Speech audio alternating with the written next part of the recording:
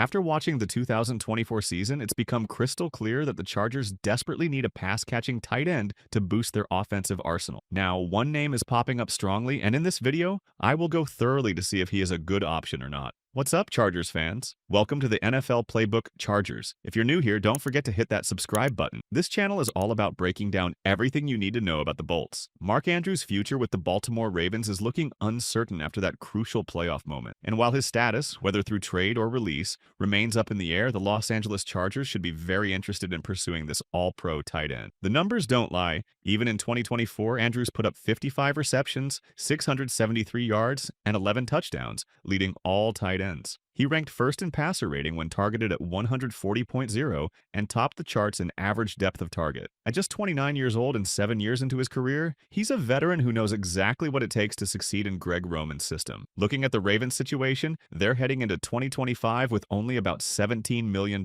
in cap space. That won't go far when they need to make decisions on several free agents, including Derrick Henry. Andrews' $16 million cap hit could make him a potential cap casualty, especially with Isaiah likely emerging as their future at the position. Speaking of Greg Roman's system, Andrews' best season came in 2021 under Roman's guidance. A monster year with 107 catches, 1,361 yards, and 9 touchdowns. That level of production could be exactly what the Chargers need, especially considering they were below average in red zone efficiency despite having Justin Herbert at quarterback. Looking deeper at Andrews' red zone impact, he outpaced George Kittle by 3 touchdowns this season, proving he's truly elite in that crucial area of the field. His track record with Greg Roman is even more impressive: 302 catches, 3,761 yards, and 31 touchdowns across 4 seasons. This system has historically maximized tight end talent, as we've seen with Vernon Davis and Delaney Walker during Roman's San Francisco days. Now we should address some concerns. Andrews isn't going to be your vertical speed threat, and he did miss 7 games in 2023. But imagine a tight end room with Andrews alongside Stone Smart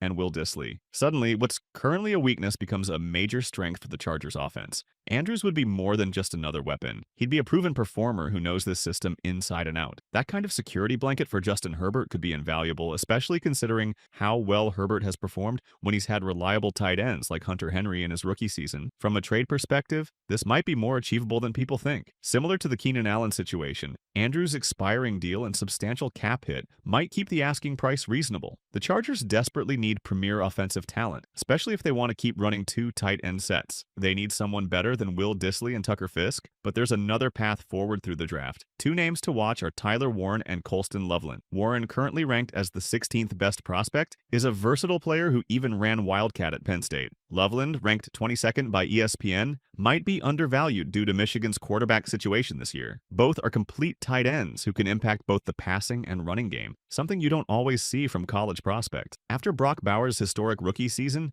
NFL front offices might be more willing to spend first-round picks on tight ends. That could actually hurt the Chargers' chances of landing either Warren or Loveland at pick 22, but history shows that elite tight end prospects often slide further than expected in the draft. The biggest storyline surrounding the Chargers this offseason isn't just about Justin Herbert, it's about the immense pressure on Jim Harbaugh and Joe Hortiz to build a legitimate contender. While Herbert faces scrutiny after falling to 0-2 in playoff games, the spotlight is really on the front office to maximize their resources in 2025. Here's why this is fascinating. Harbaugh and Hortiz got their honeymoon year in 2024, and they exceeded expectations by winning 11 games. But that success has created a new kind of pressure. They no longer have the luxury of low expectation, and matching or surpassing 11 wins next season won't be easy. The Chargers front office now has substantial resources at their disposal: cap space, draft picks, and the flexibility to pursue almost any player they want. But this abundance of resources brings its own pressure. If they can't build a competitive team with all these assets, serious questions will start to arise. This isn't just about making value signings or finding late-round draft gems anymore. Hortiz needs to hit on big contracts and find immediate contributors in the draft. While some suggest they should spend aggressively, even if it means going into the red for 2026, that's probably not necessary. They have enough cap space to make significant moves while maintaining fiscal responsibility.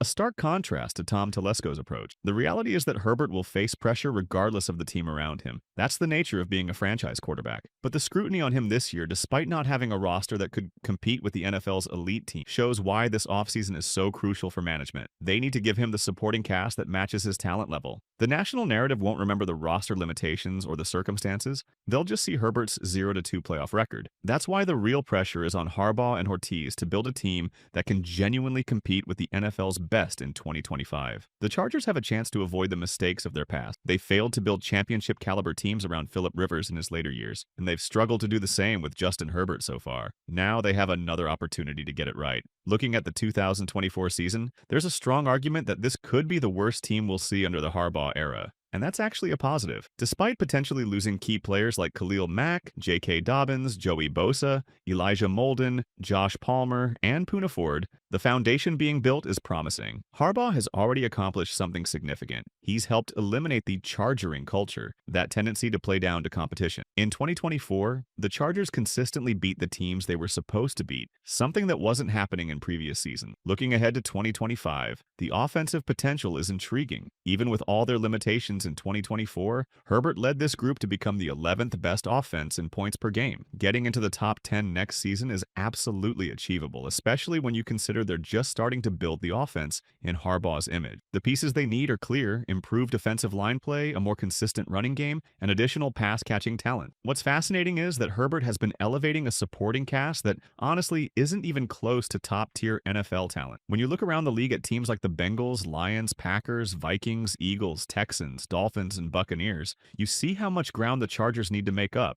in terms of offensive personnel. Right now, they have maybe 4 proven players you feel good about and 7 significant question marks heading into 2025. But with their resources and the right moves, climbing into the top 10 offensively seems very achievable. Even with Greg Roman's system, add a couple of quality offensive linemen and legitimate pass catchers, and this offense could take a significant step forward, especially with their defense already performing at a high level. The question of whether Joe Hortiz will make trades this offseason is fascinating. Looking at his first year as Chargers GM, we've already seen his willingness to make moves. From acquiring Elijah Molden and Taylor Heineke, to trading up for Tuli Tuipulotu, and of course the notable Keenan Allen trade. He's proven he'll pull the trigger if he sees value. When we talk about potential trades though, it's important to note that the Chargers aren't in the same position as previous years. They don't have those massive contracts they need to offload just to get under the cap. If we're looking at potential trade candidates, Quentin Johnston's name comes to mind, and surprisingly, maybe even Zion Johnson, though that feels unlikely. Pre-draft evaluations can make teams believe they can get more out of a player than their current team. Draft strategy is another crucial element for the Chargers. Hortiz came from Baltimore, where trading back was common practice, but he's shown he's not afraid to move up when he has conviction about a player. This is refreshingly different from the Tom Telesco era, where trading up led to questionable selections like Melvin Gordon, Jeremiah Ateochu, Kenneth Murray, and Manti Te'o. The Chargers are looking at potentially 9 to 10 draft picks, plus they could gain more compensatory picks from one-year deal players signing elsewhere.